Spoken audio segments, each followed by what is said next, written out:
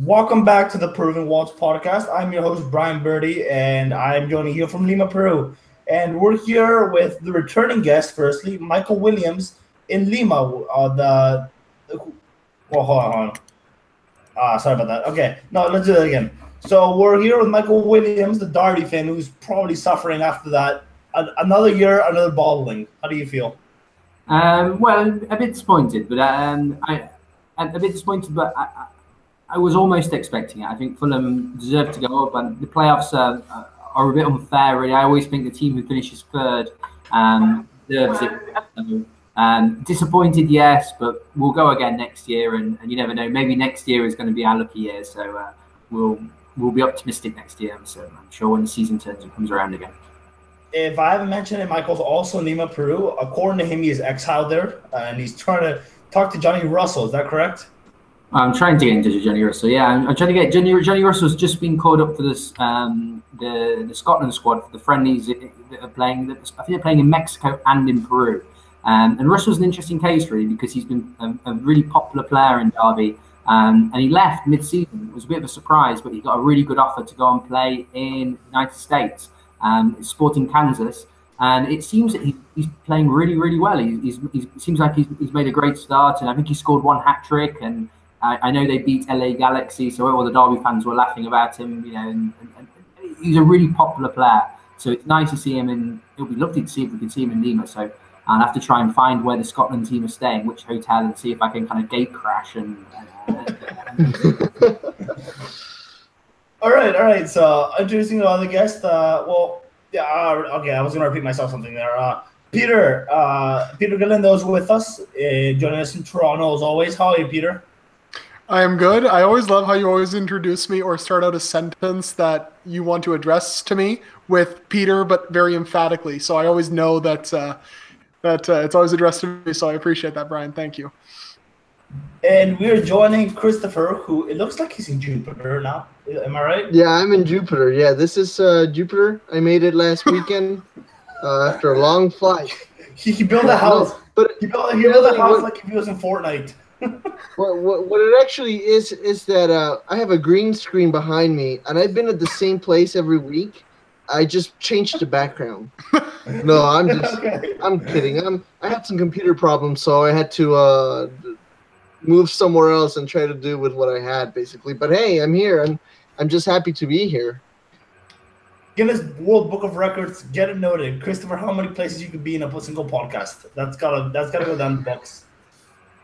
Okay, well, we have a long podcast upcoming, and firstly, we just got the news that Paolo Guerrero is out of the World Cup. So tomorrow, when the squad is called up, yeah, of course, they're gonna call up tomorrow after the podcast. See if we care. Tomorrow is going to be the call up, and Guerrero's not going to be included. So, first of all, we want reactions. Peter? Okay, your reactions first, because I know you were very opinionated on the matter. I was too. I think we all were, but I think I had less to say than the rest because I kind of saw it coming. To be honest, I'll go on my point later. What do you think, Peter? Well, forgive me first of all because I probably will end up ranting, but I will do my best not to. It just highlights the discrepancies and the sort of differing anti-doping laws, right? I mean, they don't really have a set definition for each one. Everything contradicts another. The FIFA anti-doping laws that Cass referenced weren't actually, the punishment that they referenced, 1 to 2 years for no significant fault or negligence, doesn't actually apply. Because what Paolo and his team were trying to prove was that the tea was contaminated, of course. And when that is the case, the punishment differs anywhere between a warning and 2 years. So the fact that he already served 6 months for this exact same reason, and then the fact that they basically reaffirm what we already knew, and then give him another 8 months, it's just, it's ridiculous, and it highlights the discrepancies and the disproportionate laws. which of course FIFPro mentioned, Guerrero's lawyers mentioned as well. I wrote about the whole subject and everything on the website if you guys want to check that out, where I pretty much laid out my thoughts there. But in terms of Paolo, it's disappointing because, being 34, missing another 8 months of action is not great. He misses out on the World Cup, obviously. You feel for him. And now that the attention kind of shifts away from him and more towards, okay, what could the Federation have done? It really isn't looking great for them, especially because they're staying in the Swiss Hotel, which, of course, was the hotel that was where the team stayed and where Paolo drank the tea, and it's really not a good look. Yeah, no, I agree with all that. I did want to say that the ban, it was harsh, firstly, because I think with the 6 months, I mean, you don't wipe off the name or anything, but you could have just kept that at 6 months, and that was that. Because I think with negligence, and this is what FIFPro I think is trying to get out of the case. I think it's the case that FIFPro is trying to crack. With negligence, the ban should be shorter than 1 year, but it was obviously the intentions were innocent, and negligence is like negligence. You could say the ban was fair, but maybe not for like 14 months. I think that's a bit harsh. But yeah, the only thing I can't defend Paolo for, I can defend him for the team, but I can't defend him for trying to appeal the ban further. I mean, yeah, he wanted to clear his name. That's totally fine. I get it. You want to justify it, but the thing is that you kind of got to pick your battles here. Like, would you risk missing the World Cup just to clean your name, or would you just appeal once, take the 6 month ban, and just move on? I think with WADA, Brian, with WADA. Yeah. The thing is, though, is that the reason why he appealed is because WADA was actually going to launch an appeal, and the punishment would have actually been harsher if WADA themselves had just gone to CAS and said, well, okay, here's our case for suspending him further, because they wanted 22 months. Otherwise, he wouldn't have probably appealed. At least that's what his lawyers said. So that's the reason why he ended up appealing instead of, obviously not. Plus the fact that he wanted to clear his name, because you also have to factor in, if you're accused of doing something that you were not responsible for, of course you're going to fight it, right? Because you don't want that blemish on your record and for your name to be, quote unquote, tainted. But Peter, if I can just join in, I think it was interesting when you read what the Spanish lawyer said, who was representing Guerrero, and he said that when they were in Switzerland, when they were in the Lausanne, that somebody had spoke to them and they said, look, we can kind of leave this for a little bit. You play the World Cup, and then once the World Cup's over, we'll come and we'll deal with it.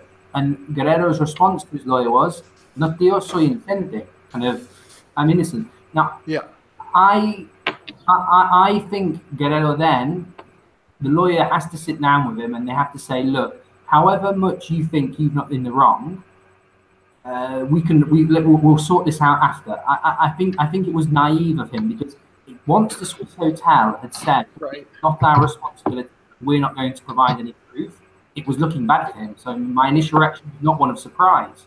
And I understand that you want to clear your name if you're convinced that you're innocent. But I remember looking back at Rio Ferdinand. Now, Rio Ferdinand also had, no one remembers this. Rio Ferdinand, they think of this great career playing in England, but nobody realised that he missed a major tournament for failing to attend the drugs test. At the time, he received a text message saying, you've got to do a drugs test, and he just said he didn't read it, or he didn't pay attention to the text message. He missed the World Cup. And when people look back at Ferdinand, they don't look back and think, you know what, Ferdinand was a drugs cheat. People knew, and in the same way that people knew that Paolo, I think, is not a drug addict. He's not like a Maradona or anything like this. I think Guerrero really should have just said, you know what, I'll take this. It's been an injustice. I'll play the World Cup, and after we'll see. And I think it would have been for me, it would have been, that's what I would have advised him to do, but that's a completely personal decision, isn't it? Well, no, I mean, that is definitely fair. So, I mean, I agree with you on that. I think the thing is that this kind of shows a little bit of his personality, too. I think we've had a successful spell with the national team, right, for the last year and a half. But before that, I do remember the times that Peru lost those games, and it always seemed like the other team was able to get Guerrero to a point where he would get frustrated and where he would do something that maybe wasn't the best choice. It seemed like they were they knew that he had a breaking point and they always kind of try to poke at it, and then he would give in to that. He would tap into that anger. And to me, that's kind of symbolic here of what happened recently, that he, they kept poking at him with all of this legal troubles, and he finally said, no, I'm gonna go down with the boat no matter what. And it was, I don't know if you want to say some of his pride or whatever. I mean, I'm not trying to be highly critical of Guerrero, because obviously he's a national hero. He's an idol for all of us. But unfortunately, we all have our faults. Now, concerning going back to the Swiss hotel, and kind of my point of view to all of this is that Guerrero made some mistakes. Yes. At the end of the day, we don't know how everything would have played out really if he had not decided to appeal to Cass. We don't know really. Honestly, I think that. I agree that Wada would have appealed anyways, right? So it was a smart choice, a smart move for him to do that. I don't think it was something careless. But at the end of the day, the reality is that he's out. And we have 30 days till the World Cup. And we need to cry our hearts out and then, pick ourselves up, dust ourselves off, and move on and get ready for a World Cup. And so therefore, this whole talk of the hotel, I understand, like the three of you would probably agree with me, that it's absolutely ridiculous that they're staying at the same hotel where they ruined Paolo's career. But instead of pointing fingers at each other, because this is something that I've seen from a lot of friends and a lot from the media, that we're all just talking about how bad the Peruvian FA is handling the issue.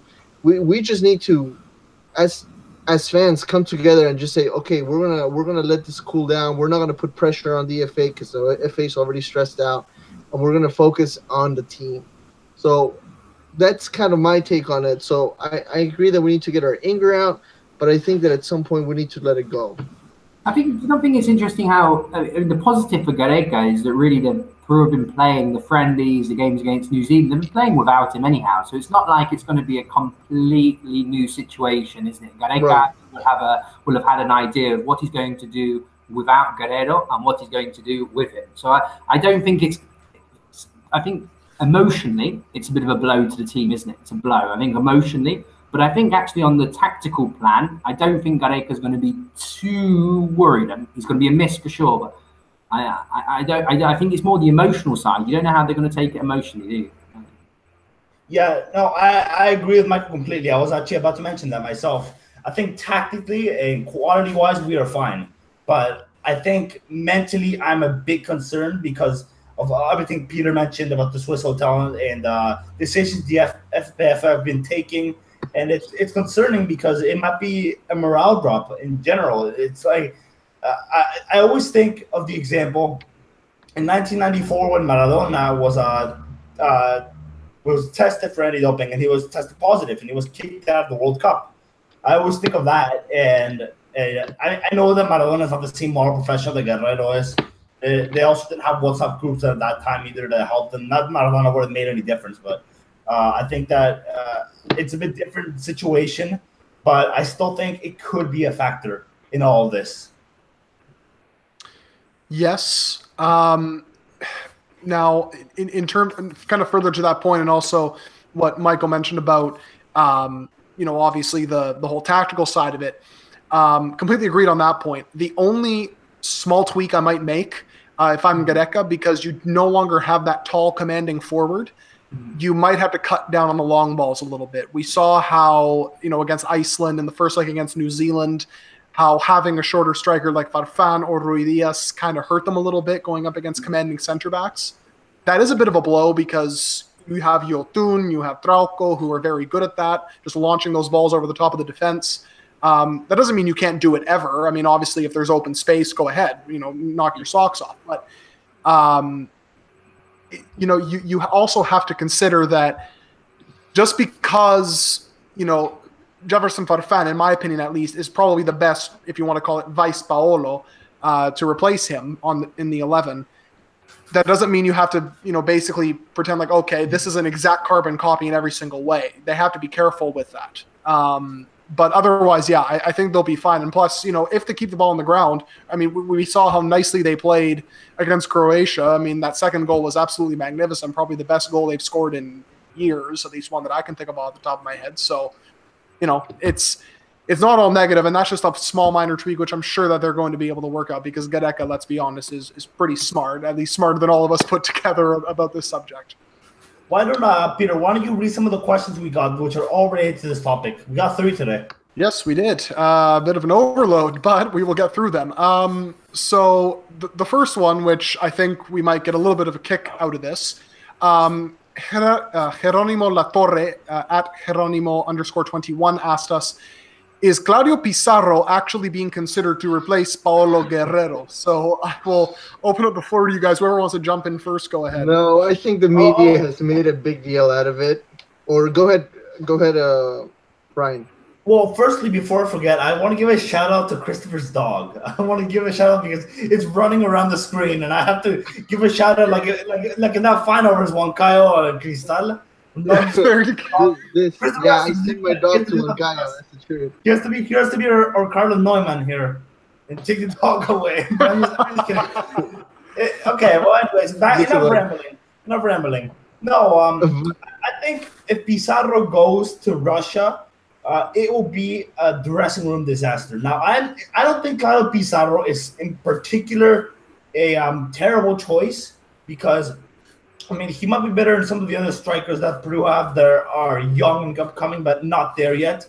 But I think the problem is the dressing room, because I always bring the example of Cubillas in 1982. He should have never gone to the World Cup. Maradona in 1994 should have not gone to Argentina. I always think of that example. But another reason is because he's being blamed completely by, let's say, Guerrero's mother, for example. I mean, that's the sort of thing that worries me, because blaming Claudio Pizarro for this sort of thing is just, you shouldn't do it, because you can get in trouble. Pizarro is not stupid enough to do it, because he knows that will harm the dressing room and harm his chance to get to Russia, which is what he wants. But it's it really does worry if he does get called up, I think. So I'm thinking no, he's not going to get called up, and I hope he isn't, because I'd be worried about how that affects the dressing room, especially if someone like Paolo's not there to be able to try and control him, which you couldn't do besides back when they were both in the national team anyways. Mm-hmm. Want to jump in? So I think I'm going to come in here, and I think the Peruvian media has been making a lot of hype over the fact that some people thought that Pizarro was going to be the natural replacement for Guerrero. I think we know that that's not true. There is some logic to say that Pizarro right now might be in better shape than some of the other forwards that we have available. I think Jordi Reina and the scandals that he had recently, unfortunately, that's an automatic no for him. I think, unfortunately, Beto da Silva is not really. He might even be injured. Am I wrong? We actually got a question related to that. Why don't we hold on to that, and Peter will get it after. Yeah. But anyways, so. Even though Pizarro, maybe played very, very little minutes. He was coming into the very end of games. I think the very last game of the Bundesliga, he played the full 90 minutes. Right? He scored 1 goal this season. So in theory, he's okay. He's better than some other options. But like we said just a second ago, I think that Gareca's got to figure out tactically. I think we don't need him. I think we've shown that. With Denmark and with Iceland, especially those 2 games, showed us, the fans, that Peru is not Guerrero dependent, and that they can play just as good of a game without their biggest star. They don't need that outstanding forward, that outstanding leader in the field.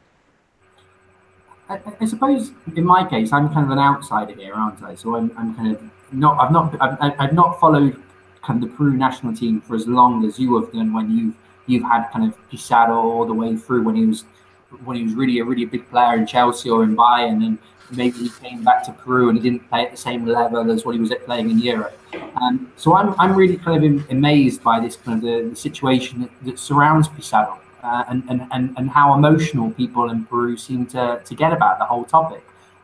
Because when in recent days, in the newspapers here and on the radio, he's been all over the place, as Brian's kind of alluded to. And in these cases, I think I would trust Gareca. If Gareca thinks that with Paolo not playing, that they could do with someone who is experienced, and he thinks that Pizarro can do a good job and he's still got something to offer, then I'm inclined to trust Gareca. Do I think that Pizarro should go personally? No, I don't think he's done enough in Cologne this year to warrant a place on that plane. But he's still got a lot to offer, and I think people need to show him a little bit more respect. Frankly, I mean, in Peru, I mean, you've got. I know Paolo's mum is very upset at the moment, but she's been saying ridiculous things, hasn't she, over the last 24 hours?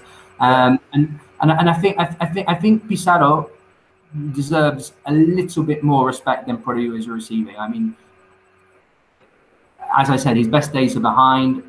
Personally, I wouldn't have him on that plane, but I don't think the suggestion is as outlandish and as some people are having you believe. Really, only Gareca and only that squad know how he would be welcomed into the dressing room.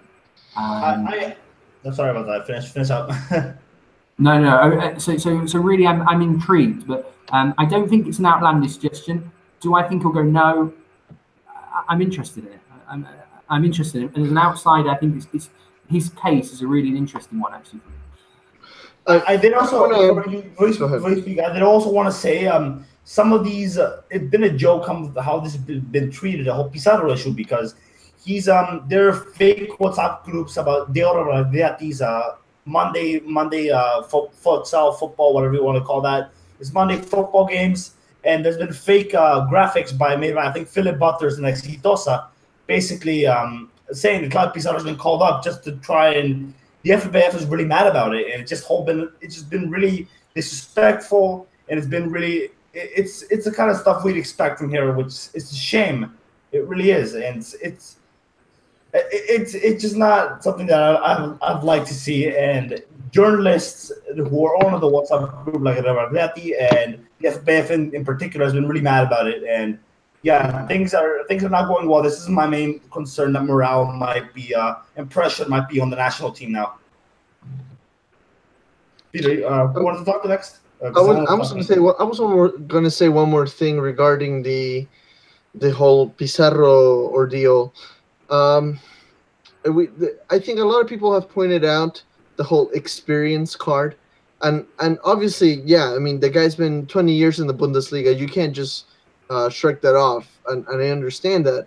But maybe in the 2015 Copa America, when we had a group of players that were young and inexperienced, or even the 2016 Copa America, where Gareca changed 2/3 of the squad out and brought in players that were unknown to the world, then yeah, I think his experience was a lot more important, and it weighed heavily on the team. But today, I mean, like, I don't know. I want to think that if I'm Oreja Flores, it's like I just went through a whole qualifying campaign against the best teams in South America, right? I honestly don't see what Pizarro can offer experience-wise. These guys have been through a lot psychologically, emotionally, just off and on the field, and so. To me, that's not as big of a deal, honestly. As what I would focus the most is on his skills on the pitch. Can he actually, or would he actually work for us to score goals? And that's kind of, to me, where that discussion should be emphasized. All right, Peter, why don't we move on to the second question? Before we do, I do want to add one more point to that.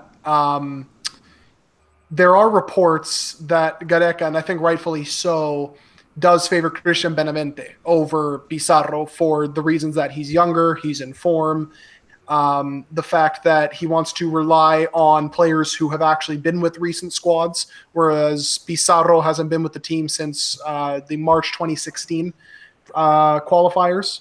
And as you guys all mentioned, he hasn't really done enough in the Bundesliga to really warrant a place. And as Brian mentioned, the whole dressing room camaraderie is massive under Gareca, and you would assume he doesn't want to ruin that. Plus, Benavente can play up front if necessary, so it's not like they would be thin on players who can play up front. So with that, we will move on to actually another potential replacement for Paulo Guerrero. And Abel Gamarra at Abelanda81 asked us, what are the chances Beto da Silva sneaks onto the list, considering Gareca does have a slight man crush on him? So I guess just to kind of open it up, he did return from injury this past weekend, played 45 minutes against Vélez Sarsfield and Luis Abram, actually. And did okay. Wasn't too great. I mean, you would imagine he was out for a couple months with a niggling. I believe it was a calf issue or a hamstring issue. I could be wrong on that, but getting injured, shocker. Yes, exactly. And just when it looked like he was actually staying fit for a couple months in a row, he ends up getting hurt. I personally think that if he didn't get injured after the Peru friendlies, he might have actually had a shot. I think just because he came back too late, I don't think the chances are very high. I don't know what you guys think, though. I think Beto da Silva's, and I've said this in the pod before, I think Beto da Silva's decision-making for clubs has been shocking because he could have been so easy. He's 21 years old, could have been so much more by now. And just because he went to Grêmio, which looked like a good decision at first, but they were they built really strongly for that year. And he did all right in the appearances, but then he followed Lucas Barrios, who was Grêmio's striker, who won the Libertadores, over to Argentinos, and he's back on the bench. So that's some poor decision-making, and I think that's the reason he's not going to go to the World Cup because, honestly, at 21 years old, you should be playing more than you are, in my honest opinion. Michael, Christopher, what do you think? Which one of you wants to jump in? I personally don't think he's done enough this season to warrant a place. Maybe he goes. Maybe he goes as a place going, and I think Gareca quite likes him. He's young, but personally, I don't think he's done enough really this season to warrant a place on the play. Christopher, you got any thoughts before we move on to the last question? No, I don't think I have anything else to add, but I would agree that I think Benavente and Da Silva are the obvious choices for Gareca. I think we're making the whole Pizarro thing a little too big of a deal. All right, so Peter, why don't you read the last question? All right, third and final question to maybe put a bow on the Paolo talk. Kevin Montalvan at KMontalvan7 asked, do you think Paulo Guerrero will come back to play the Copa America in 2019? That's an interesting one. I think that might be his final tournament, but it's a coin toss, really. You never know. Because if Guerrero feels like he doesn't have it in them, he might go. You might see him go back to Alianza in a year.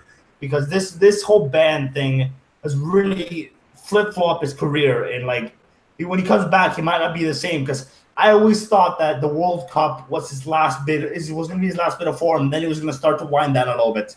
Of course, he's not going. So maybe he wants to play Copa America now. Who knows? I think it's a complete coin toss. It also depends on who the next coach is, right? I mean, if Gareca stays, yes, Marcelo Grioni, future national team coach Marcelo Grioni. No, but seriously, whoever happens to be the coach, I think it's dependent entirely on him.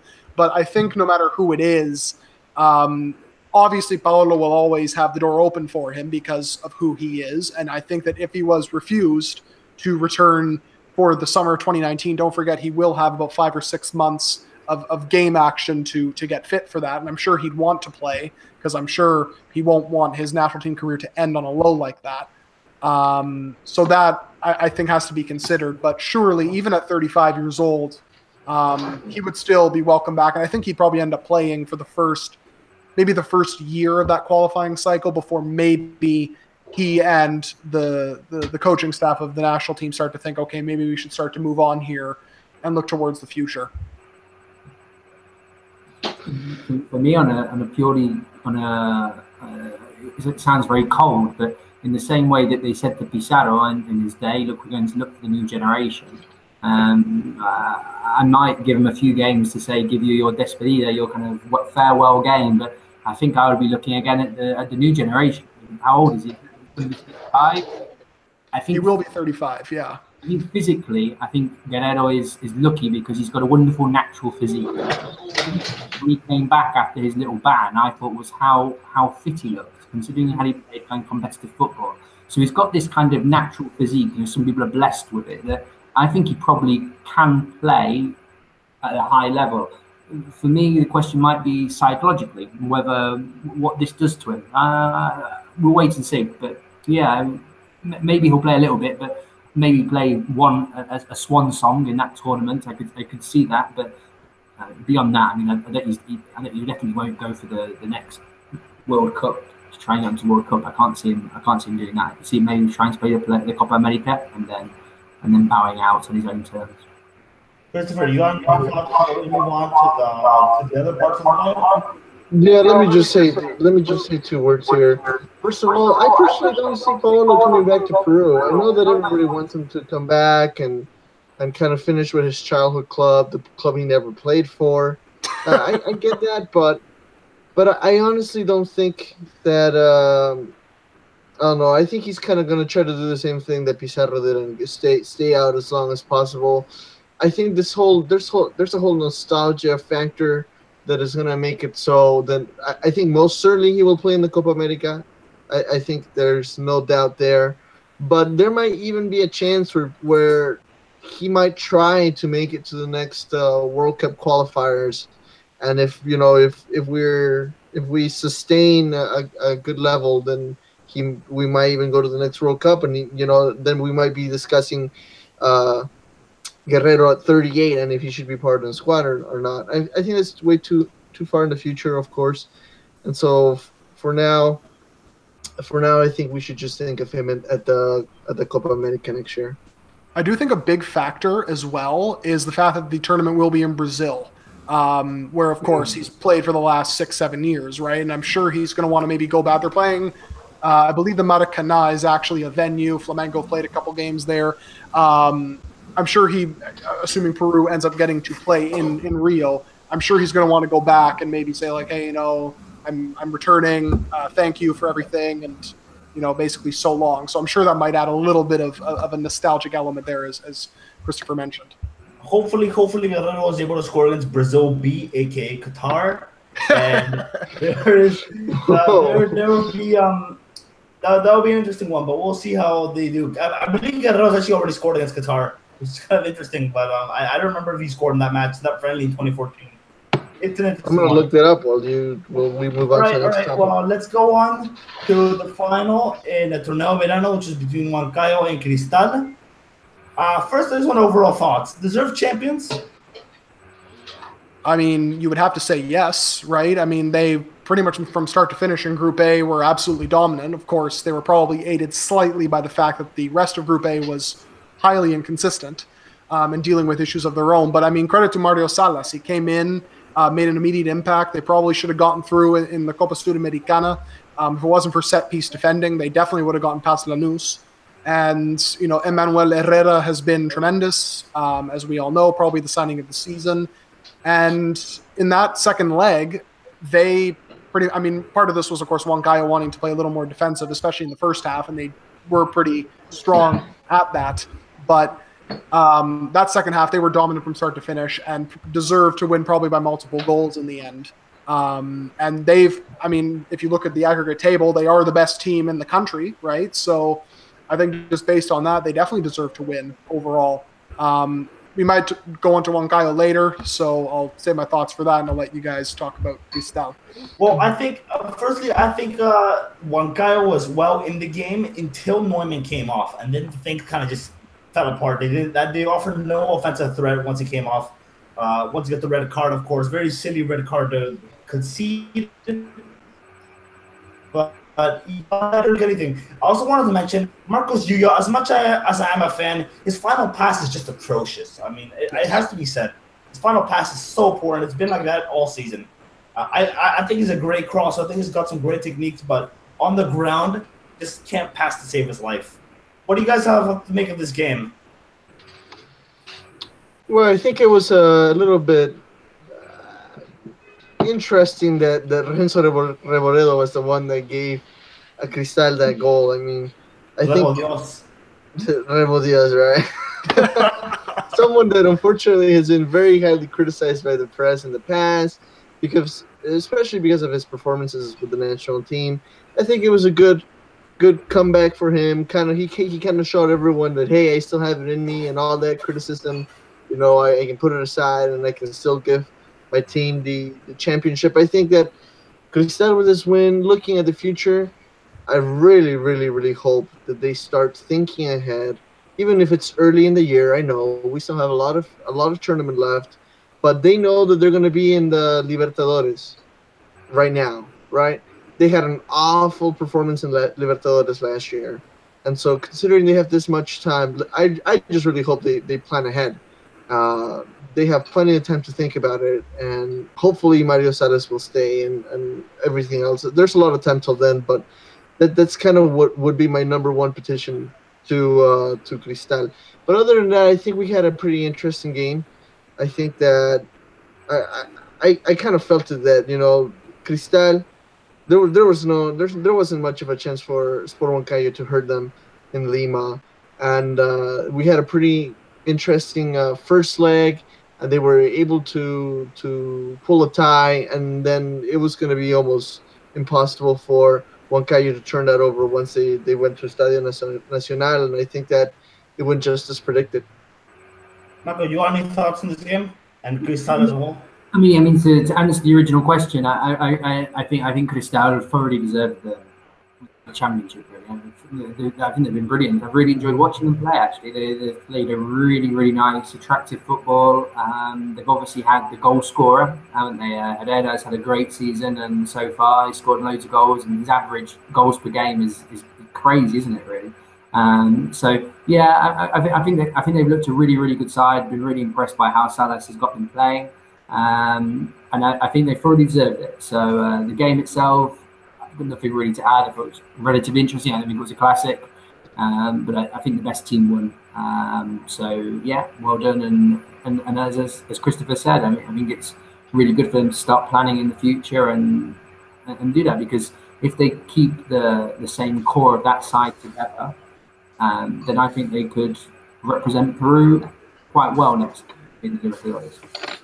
Yeah, I it's a shame they couldn't be Lanús this year. They got so close, but just that problem with the corners let them down, which seem to be fixing in recent times. I mean, Johan Madrid in particular, for example, has improved a lot. He looked really poor at the beginning of the season. Now he's looking really good. I wanted to mention one more thing.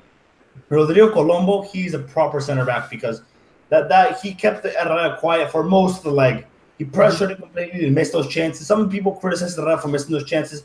I think they were not easy chances to score because the amount of pressure and time you had to score them, which at Peruvian level, I mean, if you were in the Premier League, you would be expected to score probably, but I think in Peruvian level, it's acceptable. I don't know what you guys think, but if you guys don't have anything else to add, I guess we can move on to the final and the most disappointing part of this pod, the Copa Libertadores chat, which I'm not looking forward to repeating everything we said, but I guess we can kind of wrap it up now because next week we're going to talk about it. And yeah, first of all, Alianza play at La Bombonera. How many goals are they going to lose by, guys? Whoa, we should actually start a pool for this. I think just 1-0, to be honest, because Boca are in really poor form as well. You know what? Because I kind of downplayed their chances in Barranquilla, I'm going to say they'll lose by 2. And give a valiant effort in the end, but will be totally outplayed because Boca, I mean, they absolutely have to win, right? They're under pressure to advance. If they don't advance, Schelotto might actually be under a lot of pressure because they rebuilt over the summer in South America specifically so that they could do well in the Libertadores this year. And if they're knocked out at the group stage, that would be a massive, massive disappointment for them, especially after winning the title by a landslide. Well, it didn't even end in a landslide. It was a landslide by 1 point, and they won it barely. So, well, yeah, they coasted towards the end, but really, it has been one for weeks. It is. It has been one for weeks. But if they had just a few less points, they could have lost the title. That's what probably. They've been playing really, really poor football as of late, and it's not a coincidence that as soon as Tevez came back that they started playing poorly, which I knew would influence the squad in some way because he had no business going back to Boca again. He doesn't see pleases, seriously. And let's see, please. Goes to England, doesn't learn any English. That's all you need to know. He knows less. He's been in England for what, like 4 years, and doesn't know English. But I'm just rambling now. Alianza, I'm not looking forward to tomorrow's game, to be honest, because you're gonna have to watch it 90 minutes to analyze it. And I know I'm just gonna be disappointed. I'm just gonna want the match to end, like I wanted the last few matches to end. It's not what I'm looking forward to at all. Michael, what do you think of Alianza's chances? Do they have a chance of getting a draw, or are they no? Or because of Boca's form, or are they no? Me. I think it's difficult for them, isn't it? I think it's difficult for them in this one. I would say that they'll lose. I hope they put up a good show, and I hope they show a little bit of pride. But I can't see it. And maybe they'll lose to. I would like to see them score. I'd like to see them really have a go and try and attack a little bit and see if they can create some danger. So that'll be the nice thing. Even if they lose, I think if they can try and gain some confidence and create a few chances and see if they can score a goal, I think that's going to be it. But I can't see them getting a point, sadly. Yeah, I can't do that. Christopher, what are your thoughts on this? No, I really don't have any hope. I haven't had any hope for them for quite a while. So I honestly don't have much to add or much to say, to be honest. Here's the question. Before we can end the pod, we're going to end it lower earlier today. Here's the last question. Who has less hope? And this kind of segues into the second part. We're going to do thought is, but who has less hope, Alianza or Garcilaso in Santos in Sao Paulo? Jesus. I still think Alianza have more hope because at least they have. I mean, they're poor, but at least they have something about them. I mean, well, not much, but they have something more about them than Garcilaso do. This is just nothing at all about them, in my opinion. They've been hopeless since the first match. The first match they did well, and then after that, nothing. I mean, Garcilaso, since Silva came back, have been porous defensively. Brian has ranted about this many times. He even wrote about it. And rightfully so. They were absolutely horrid and have been horrid. So I think just for that reason and the fact that Santos are absolutely lethal out wide, they can attack you centrally, of course, as well. They're going to get crushed, I think. Whereas Alianza, I think so too. I think Alianza will keep it respectable, whereas Garcilaso will get absolutely blown out of the water. Yeah, I think Garcilaso going to lose 5-6-0 around there. I've been, maybe if Ibanez stayed, I could have said, okay, 2-0, 3-0 loss. It's Santos. It's not the end of the world. I think a 5-0, 6-0 loss is on the cards here because Santos, first of all, they're playing better football than Boca. And secondly, I'm not convinced Santos could smash Alianza Lima 5-6-0. I'd say 3-2, 4-0, but now 5-6-0. Whereas I think that Boca and Santos could smash them easily because Garcilaso have just been terrible since Tavares Silva has come back. And yeah, they've been completely inept. And well, I have more hope for Alianza than I do Garcilaso. What about you two, Michael, Christopher? Who wants to jump in first? Who do you have more hope in? Me first, or you, Christopher? You go first, Christopher. Sure, sounds good. Who do I have more hope for? Just the fact that Garcilaso has 5 points, even though I know they're going to be going against Santos. I think numerically, right? They have a chance. There's still a chance for them to do something, but obviously we know that in reality, neither one of them. I mean. I guess technically, if we pray really hard, there might be a miracle, and Real Garcilaso could somehow still stay alive in the tournament. But I think our true last hope, who we're forgetting about, is Huancayo, who's actually still in international competition. And so therefore, I think that for the next few weeks, I'm going to be in full national squad mode. And then kind of cross my fingers for after a World Cup to see if Huancayo can continue on having a good spell in Sudamericana. Yeah, I agree with Christopher. I think we can, after the Libertadores campaign is done this week, which I'm looking completely forward for the Peruvians to just end their campaign this year. I think we can just focus on the World Cup and not have to worry about Alianza and Garcilaso and have to repeat over and over again that they've been poor, they're inept. I mean, we've been saying it for weeks. It's like, come on, something different we need to talk about. Michael, before we end the pod, let's hear your thoughts on Garcilaso Santos, and then we can end it. Well, yeah. Look, I really hope they don't get blasted away. I mean, they could. I mean, again, Santos, I expect them to win comfortably, but I don't think it's good for football when you see in the Libertadores these heavy defeats. When you see teams getting hit for 5, 6, 8, even, isn't it? I don't think it's good for football. I don't like to see it really. So no, I hope it's respectable. If they lose, I hope they lose kind of with dignity. And I think with Alianza, I think their only hope is that they keep it tight. And with Boca being under a lot of pressure, I suppose if they just manage to keep it very tight for the first half an hour or whatever, and you don't know whether they get very nervous and the fans get on their back. You know what I mean? For me, that's the kind of the one hope. That, I'm not optimistic about either Peruvian side's chances, but I hope they play with and they leave with honour. I think that's the most important thing. I think you don't down tools, and you even if the other team's far superior, I think you keep going and you make sure it's respectable. I agree with every word there. I agree, although I still think it's going to be like 5-6-0 for Santos Garcilaso, but they have to try and keep it respectable. I mean, you go into Brazil, the players got to have the mentality that they think they're going to win, but deep down, they kind of know they're going to lose. I mean, obviously, the best mentality they have is, you know what, we might be crap, but we're gonna try and win the Libertadores. That's how you got to think. But either way, I think most pundits anyways, are going to think that they're going to lose. So I think that they're going to lose 4 or 5-0 still. But yeah, I guess it doesn't really do football that much good. I think Michael's got a point there. So let's end the pod here. We're going to end it a little earlier. My name is B_Bertie98, and if you want to follow my personal YouTube, which I'm actually publishing a bit of Football Manager content. I'll try not to speak about it too much because I know Michael and Peter are going to be a bit jealous that they can't actually play it themselves these days because of busyness. We were kind of having a discussion there pre-pod about how I was playing Football Manager and those two can't because of work and stuff. So it brought the flashbacks back to the old days. But no, I'm publishing some Football Manager content on my other YouTube. Just follow me. It's Snack Samurai, Snack and then Samurai. Yeah, assume it's a terrible name. I came up with it in high school. We all got terrible high school names, but yeah, I came up with it in high school. You just follow me. Just subscribe to me there. I'm publishing some Football Manager content.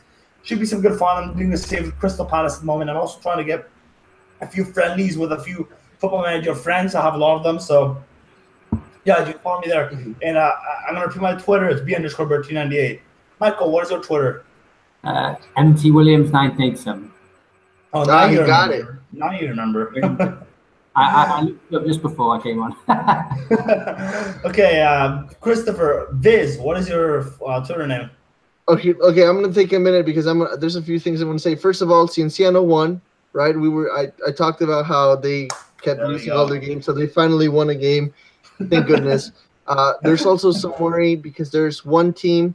I want to think it's Alfredo Salinas that all their players actually did not return back to Cusco after the game, and so that team might have just disappeared this weekend. So we'll see if that's kind of a worry. That's kind of a big worry in the second division. No one knows where they've gone. What was that? Do you mean no one knows where they've gone? They've just disappeared. Oh yeah, so basically, well, okay, it's not like aliens took him, but they tied 1-1 against Los Caimanes, and then they said, okay, we're not getting back on the bus and we're not gonna go back. We're all just gonna disband from here, and so there is now a team in the second division that doesn't have any players. And then, well, anyways, other than that, I was just gonna say hi. I know that my cousin Annie has been listening, so hi Annie. And my Twitter is VIZ_FC. That was completely Daniela Scona-ish in the way that like when he won the Copa Libertadores semifinal versus Boca Juniors with Del Valle, he's like, oh, first I wanna say hi to my cousins and stuff. And it was great fun to watch. But anyways, yeah, Peter, what is your Twitter and what is the Peruvian Waltz Twitter before we can end it? Yes, indeed. So you can follow me on Twitter at GalindoPW, and you can follow the Peruvian Waltz at Peru Waltz. Thank you for listening. Tune in next week, and we hopefully will get a lot. Hopefully, I get the World Cup content all together because I have big plans for that. So, thank you for listening. Stay tuned for next week. We are signing off.